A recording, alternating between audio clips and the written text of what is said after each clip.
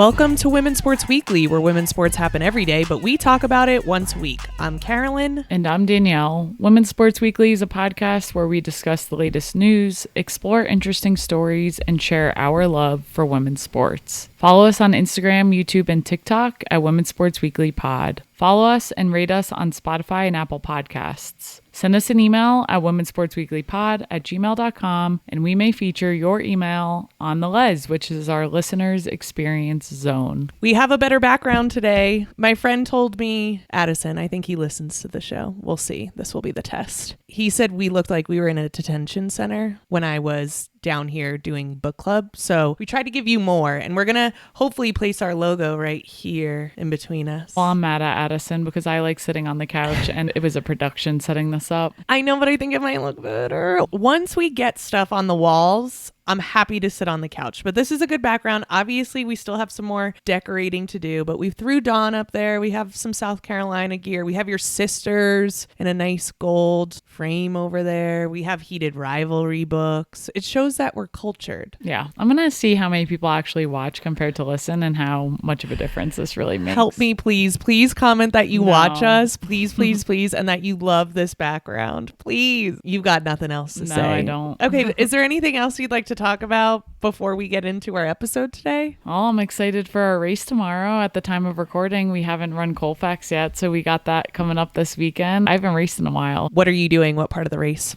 I'm doing the half marathon, and you are doing the relay with some run club friends. I've missed one of your marathons, but this may be the second time that I won't actually view you running. We always have softball that falls on this weekend, so you haven't really been around for all of them. No, so not true, Danielle. I've seen you at 7:30 in the morning every single time before softball, so please do not come at me like that. I'm not coming at you. You're like, you haven't really been around. I woke up early, dropped you off at the thing, and then go and see you. I'm just saying we have softball that falls on it, so sometimes I don't see you till later. Okay.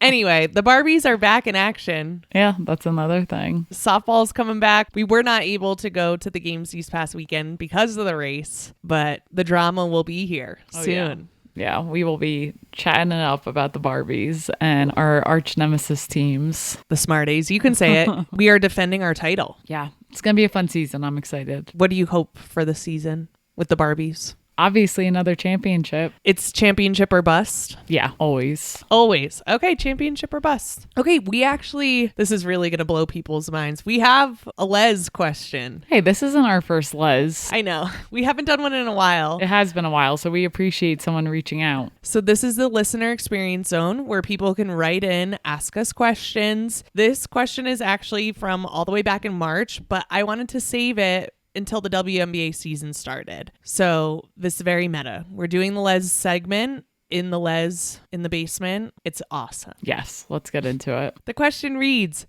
"Hey there, my name's Hannah and I love your podcast. It's the perfect amount of content each week. Your communication style is perfect and I always feel so informed and entertained when I listen." Pause. Do you think our communication style is perfect? I wouldn't say perfect, but I think we do a good job.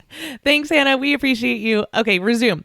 I've been a casual fan of the WNBA for a while, but I'm trying to get more into it this season. My team is the Seattle Storm. We love. And I recently saw that they're holding tryouts for their practice team. Reminder again, this was sent in March, but they only want men. Can you explain how practice teams work and why some WNBA teams might have male-only practice teams? Thanks. Keep up the good work. Your fan, Hannah. Hannah, we love you. We hope you're still listening with this many months of a gap, and we're going to answer your question. Yeah, thanks so much for writing this in. This is a fun one, especially because we have interviewed a practice player in the past. Yeah, check that out with Afriye Phillips, who was a practice player for the New York Liberty. Okay, so the short answer to this is that women are not allowed to be practice players, and there is a reason. I looked this past weekend for the final CBA, the one that just was signed, and it's still not posted to the WNBPA, the Players Association website, but I am going to read the last one from 2020, and it's very CBA language, but here's the quote. "No player shall attend the regular training camp of any team or participate in any game or organize practices with the team at any time unless she is a party to a player contract then in effect." So pretty much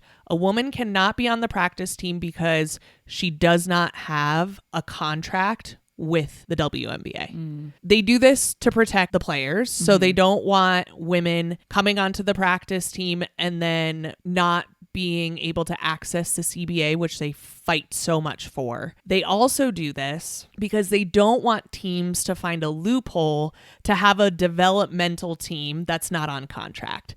So if women practice players were allowed, what would probably happen is all of the people who are right on the cusp to making the team, which we know there are tons of, even with expansion, they would sign them on as practice players and then form their own kind of like developmental pipeline to then just pull from. I feel a couple different ways. I'm like, why don't you just then let that happen? Like, why don't you have a practice team that is developmental, that does allow players to come in and have more opportunity, and they're not on contract, right? Maybe they're on a separate contract, like a practice player contract, because we are kind of seeing that now in this new CBA with you must have a 12-person roster, and then you get 2 developmental players that do not impact your salary cap and aren't on your roster. So it's an interesting question. I think maybe in the future, we may start to see this as a way if people are down with having a developmental team. I don't know. What are your thoughts? I don't think it's anything that's going to change anytime soon because to your point, the developmental team is, in my opinion, the female version of the practice player because that's what their role is at that moment. And it's an opportunity for them to get better in that environment. But yeah, I just think at least for the foreseeable future, it will remain this setup. Yeah. I also think I'm thinking about a conversation we had for an interview that is forthcoming of there are less women in sports right now, which is scary. We need more women in the youth programs and all of that. So when there is a smaller pool,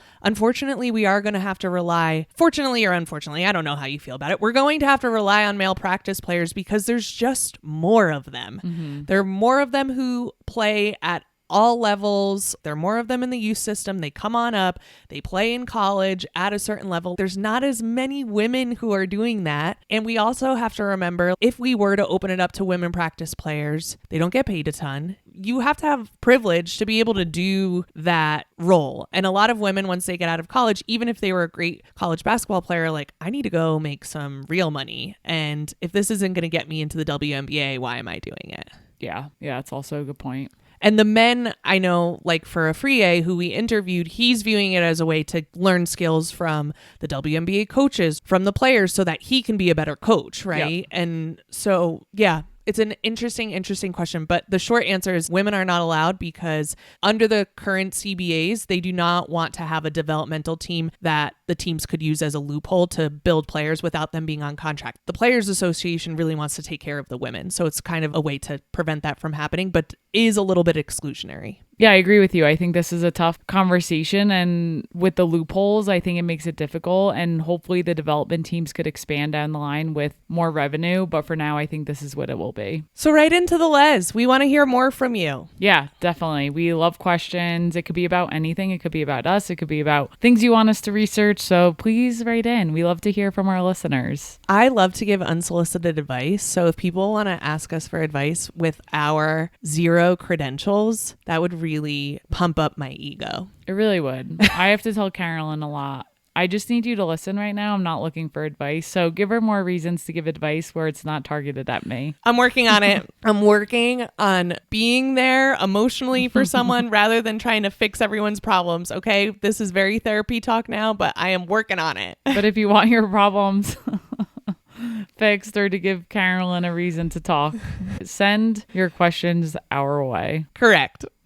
All right, let's get into the highlight reel for this week. We have a ton of highlights this week. There are so many sports happening right now. It's pretty crazy, but let's get right into it. We get to talk about my favorite person. Yeah, starting with softball and Megan Grant. Megan Grant, NCAA basketball champion and UCLA softball player. So as a reminder, Megan Grant is a dual sport athlete. Softball's her sport, but she did join the UCLA women's basketball team for part of the season, and she got some points and then did the sexy Dexy and forgot to get back on defense. And I just loved it so much. And I said, if UCLA wins a national championship, it's because of Megan Grant on the team, because the team just loved to support her. And that's what happened. They won. They did win, so it was Megan Grant. Now, softball is in full force, but she is a UCLA softball player who broke the NCAA single-season home run record in UCLA's Big Ten championship game against Nebraska with her 38th home run of the season. Jeez. I don't think I had a single home run my whole high school career. 38 in a single season at the highest level is just mind-boggling. Yeah, the UCLA team, they can hit.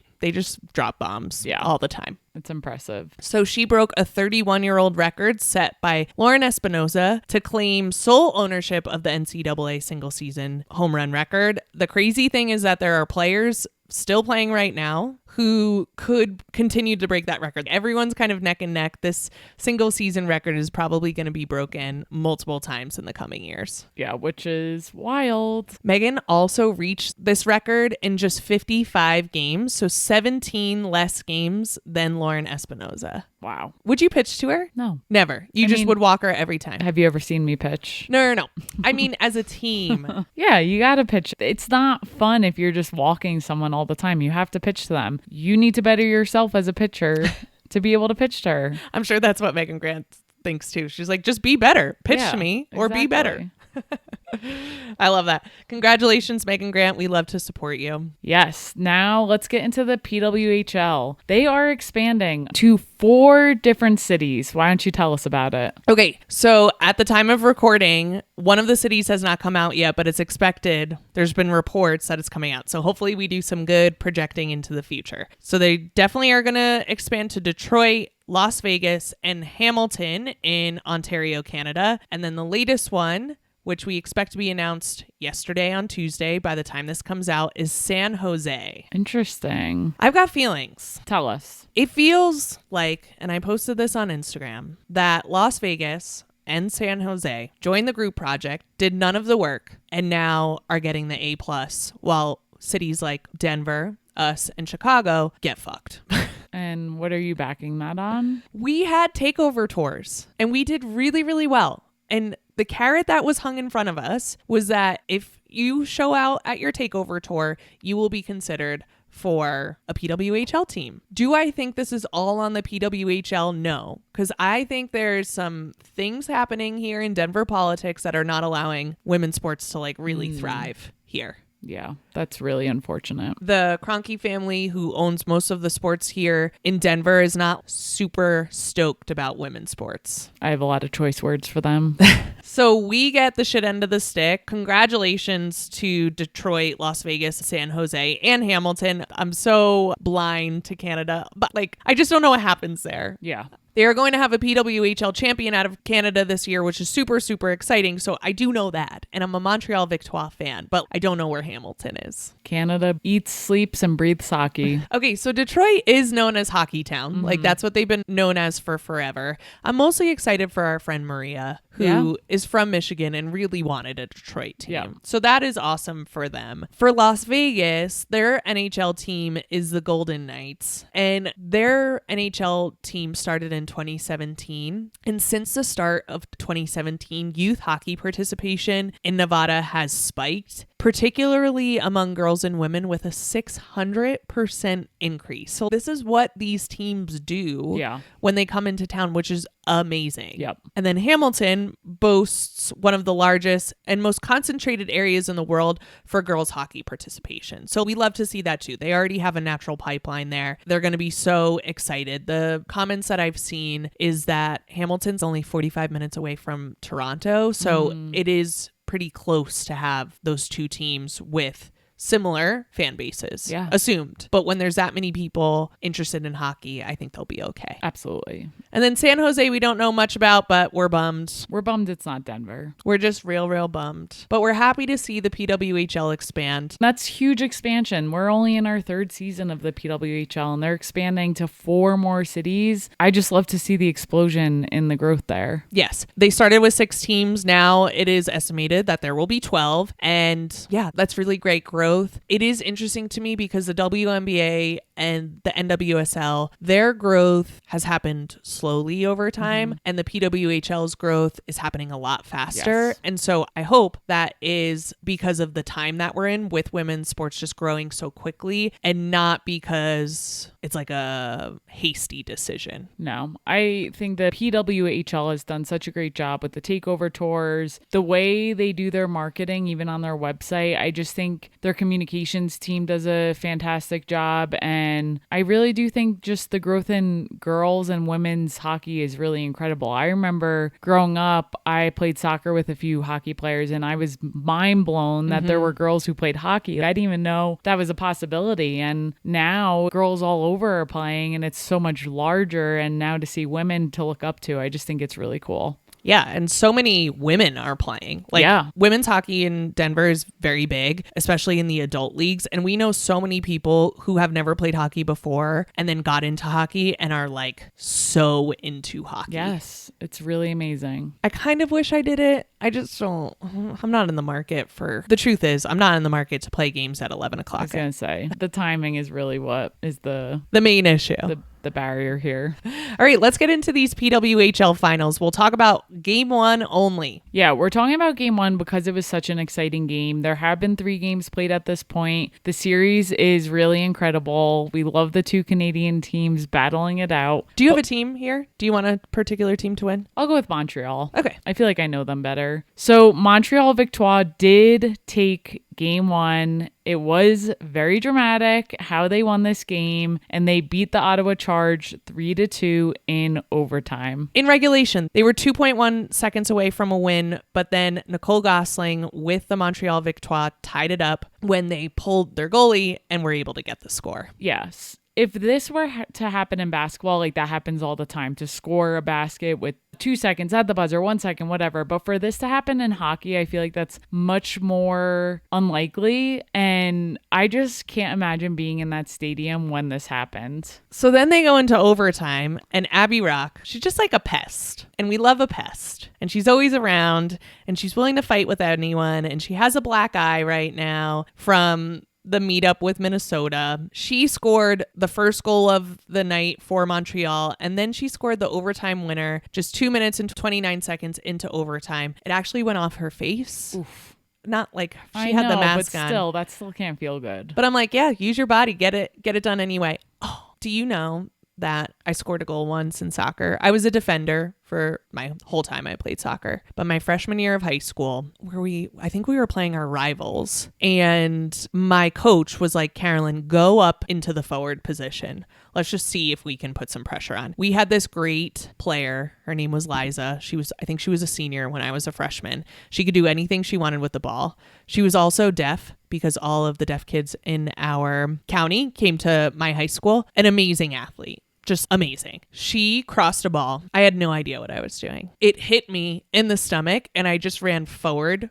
with it into the goal, and we won the game. And it was the only goal I ever scored in high school. Love that. Liza set me up perfectly, but similar, like just right place, right time. Yeah. Went off my belly, went into the goal. We win the game. They don't ask you how. One of my greatest memories of all time. Okay, back to PWHL. Rebecca Leslie had a huge night for Ottawa. She scored both of the Ottawa Charge goals. They almost secured the win. And then for Montreal, we had Laura Stacey, who left late in regulation injured, but then returned in overtime and assisted on the game winner. I don't know. It would be pretty cool if we were playing in the PWHL together as wife and wife, just dominating. Yeah, that's the dream, right? In any sport. And then her wife, Marie-Philippe Poulin, helped kind of spark that late equalizer, so the late goal to tie it up. So Montreal team is just fun to watch as a whole. There's so many storylines, so many people that do amazing things. And overall, these playoff games have absolutely been chaotic. This was the 5th game of the Walter Cup finals that have gone into overtime. How does that happen? Everyone's just playing with so much heart. Every team wants this so bad. that, yeah, crazy things are happening and it's chaos out there, but it makes for such good hockey. Yeah, so that was game 1. The series is now 2-1, and Montreal is up going into game 4, which you can tune into tonight. Let's get into some WNBA news. Yeah, starting with Tina Charles. She did announce her retirement, and we want to share a little bit about her to honor her career with the WNBA. Yeah, we had an interview last week, so we weren't able to cover this. We're going to cover it now because she deserves all the flowers. Yeah, Tina Charles, as a reminder, wasn't being signed this year, and after a few weeks of not being signed, she did announce her retirement. Yeah, which I'm like, was it because she wasn't being signed? Was it because she wanted to retire? I think any team would be lucky to have Tina Charles on it. She played great last year. I hope it was her decision and her decision only. Yeah, that's always the goal. But she did have an amazing 14 years in the WNBA. She still stands as the all-time leading rebounder at 4,262 rebounds and the number 2 all-time scorer with 8,396 points. So just really unbelievable. Yeah, and let that sink in for a second because Tina Charles might not be known to you, but she is leading in a lot of areas in the WNBA. And why is she not known more to a lot of people? That is a question we can continue to ask ourselves about a lot of players in the W. More about her, though. So she is an 8-time All-Star and was the 2012 MVP of the league. She is the best player in the WNBA who has never won a WNBA championship. Which is wild to have never done that. She did, however, win back-to-back national titles at UConn with the Huskies before going as the number 1 overall pick to the Connecticut Sun in 2010. She played for the New York Liberty, which is her hometown in New York. She became the face of the New York Liberty at that time. And in her final season, last season, which she was back with the Connecticut Sun, she started 42 games, averaged 16.3 points per game and 5.8 rebounds at the age of 37. I don't think she should have retired. I know. She was still putting up unbelievable stats. It's really crazy. And then throughout her career, on top of her other accomplishments, she won 3 Olympic gold medals and 3 World Cup titles with Team USA. She's known as one of the greatest centers in WNBA history, and it is worth pointing out that off the court, she has a foundation called Hopi's Heart Foundation, which has donated over 500 AEDs and helped save lives across communities. She's very invested in making sure that many places in the community have an AED because they are life-saving equipment. Yeah, and this came from, unfortunately, a personal tragedy. She did lose her aunt, and she ended up turning that grief into a mission. So we would like to give Tina her flowers. She leaves behind one of the most accomplished careers in the WNBA. One of the best dressed in the WNBA too. I love her style. Yes, and continues to do amazing work on and off the court. So kudos to you, Tina. She also has a great interview with Sue Bird on the Bird's Eye View podcast. If you are interested in learning more about her and her relationship with Gino and Sue Bird and Diana Taurasi, it is very much worth the listen. It cracks me up. Yeah. For sure. Also in the WNBA, we didn't cover this, but Natasha Cloud signed a 1-year, $555,000 contract with the Chicago Sky, which means that both of our favorite players in the league are on the Chicago Sky. I freaking love that. And we are trying to redeem ourselves and go to a Chicago Sky game this season. You're going to have to wear your Liberty jersey with Natasha Cloud and My Storm, which is so confusing, but we're still supporting those players. Oh, do you think it will bring up bad memories if they see us in the jerseys of their previous teams? Carolyn, I hate to tell you, they're not seeing us in the stands. I hate to tell you. A girl can dream, you know? Yeah. You know what? You can dream. But good for Natasha Cloud. We're excited for her and excited for the Chicago Sky season. With that, let's get into some updates before we get into our deep dive, which is most recent WNBA games. But we'll start with Run Club here. We have Run Club this Thursday and every Thursday at 6 p.m. Mountain Time here in Denver at the 99ers Sports Bar. If you listen to our podcast each week, we share a secret word and you will get 50% off your first draft when you say that to the bartenders after our run. The secret word this week is Tina. For Tina Charles. We also need to take this time to ask you to please rate and subscribe to our podcast. We love to do this. We want to continue to do it, and we can only continue to do it if you continue to listen and share the word. We create, produce, and edit the podcast ourselves, so if you want to support us, which we know you do, rate, subscribe, give us a positive review, share this podcast with the people around you. Thank you to everyone who has rated the podcast so far. If you send us a screenshot of your 5-star rating, we will send you a Women's Sports Weekly sticker for free in the mail. All right, let's get into some WNBA games that happened this past week. Let's start with the Washington Mystics, who beat the Fever 104-102 in overtime. This game was so much fun to watch. It was really close the entire game. And yeah, the Mystics just were clutch when it counted the most. And Sonia Citron really played unbelievable in this game. She led the Mystics with 30 points. She was 10 for 14 shooting. And then Kiki Iriafen added 25 points and 13 rebounds.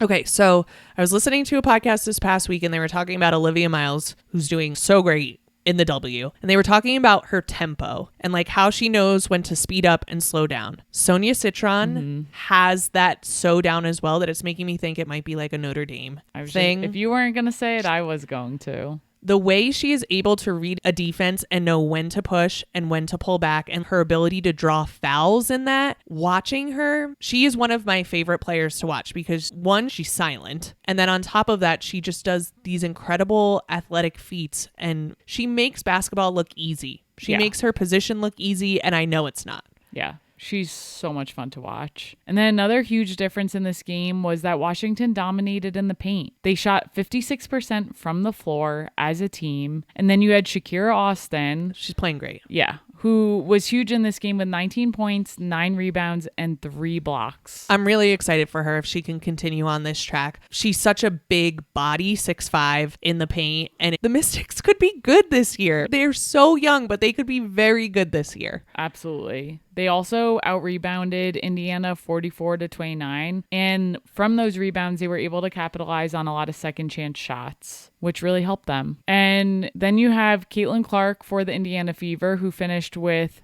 32 points, hitting 7 threes. One of those threes did take the Fever into overtime in this game. The stadium went nuts, and to see any game go into overtime in that fashion is always fun, regardless of who you're cheering for. You called it. You said she's hitting a 3. They're going into overtime. Yeah, when they were down 3 and there was like 3 seconds left, I was like, they're going to tie this game right here. And of course they do, but the Mystics still pulled it off. They did, but the Fever are so predictable. Like, you know what's going to happen. There's going to be some kind of screen.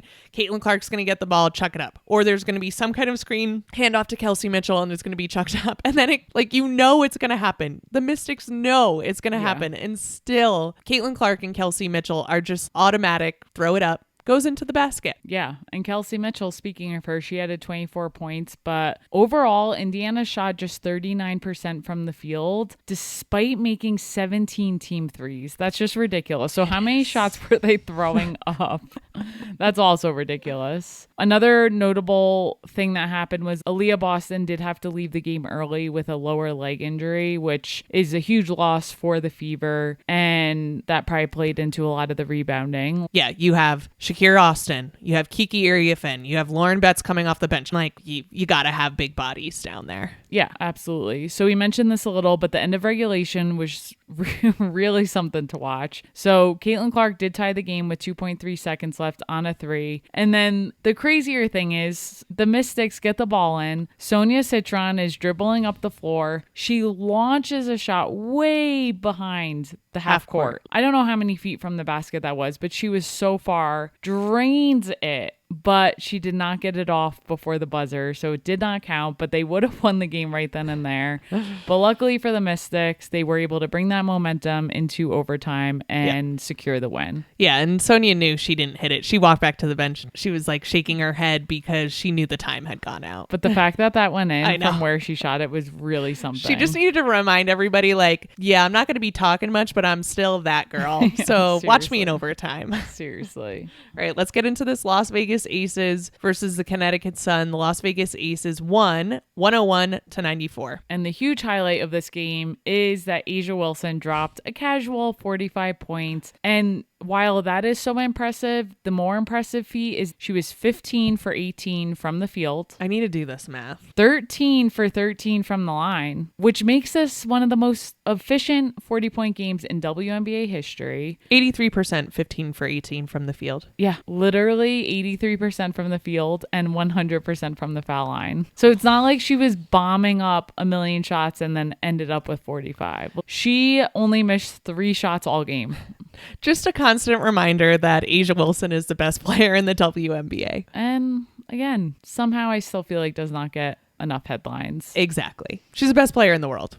Yes. No doubt about it. And now she has 5 career 40-point games, which is the most in WNBA history. We can't talk about it enough. She's just the best. And like we said last year where we were having a debate about MVP, there's no debate. There's no debate. And don't not give it to her because you're so used to her greatness. She is the MVP until someone proves her wrong. Yeah, exactly. And you had mentioned the 83% from the field. ESPN also noted that she's the only player ever to score 45 plus points while shooting 80% or better from the field. Let that sit in for a second. Just let that sit in. We take a moment of silence for the 45 points and the 80% shooting from the field. Yes. So A'ja, you are just unbelievable. You continue to be great. Cannot wait to watch you continue to be great. And with that, we will talk a little more about the game itself. Connecticut did cut this lead to 2 late in the third. But of course, who else but A'ja Wilson immediately answered with a huge 3-pointer and an and one to shut down the run. So she just hit shots in huge points.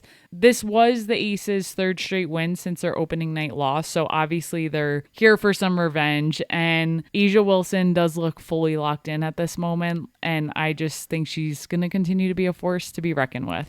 And we need to talk about the addition of Kennedy Carter because the Aces are already good. And just a quick reminder about Kennedy Carter. Yep. She was on the Chicago Sky 2 years ago. Last year, she did not get signed by anyone. She does have a history of not being a great teammate in the locker room. There are locker room issues with Kennedy Carter. Yeah, and I would say on the floor too. There's been some known issues. She is an unbelievable player, though. We've heard multiple coaches talk about how good she is, so it is nice to see her back on the floor. And to your point, she is making a difference for the Aces. That's a huge pickup for them because of how talented she is. And I think it's good to be on the Aces because they have a veteran locker room. They have a leader like A'ja Wilson, who's not only a veteran now in the WNBA, but you can have leaders who are not the best players on the court, right? Mm-hmm. But you have a leader who you can't look at her and say, well, you didn't help the team in any way. Like, you have a leader on the court who helps the team every single night and then advocates